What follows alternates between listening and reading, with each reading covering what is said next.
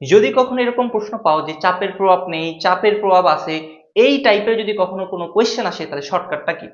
ভাইয়া যদি একটা বিক্রিয়া হয় এ প্লাস বি সমান পাইলাম এ বি, তুমি একটু চিন্তা করে দেখো, এটাকেও হতে হবে গ্যাসীয়, এটাকেও হতে হবে গ্যাসীয়, এটাকেও হতে হবে গ্যাসীয়।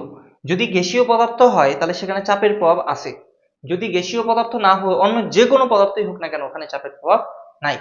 তো দেখো, এটা একটা আছে 1 মোল, এখানে কয়টা আছে একটা, তাহলে 2 মোল।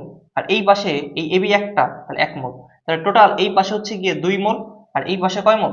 1 মোল। তার মানে এই পাশে 2, এই পাশে 1, এই যে তারতম্য আছে না, পার্থক্য আছে না, তার মানে এখানে চাপের প্রভাব আছে। যদি এরকম হইতো এখানেও 2, এই পাশেও 2, তাহলে মোল সংখ্যা সমান হয়ে গেছে, তার মানে এখানে কোনো চাপের প্রভাব নেই। তো চলো এই কনসেপ্টকে কাজে লাগিয়ে আমরা দেখি এমসিকিউটা সলভ করতে পারি কিনা। প্রথম কথা, ভাইয়া এখানে নাইট্রোজেন 1 মোল আছে, কত? এ নাম্বার অপশন 1 মোল আছে,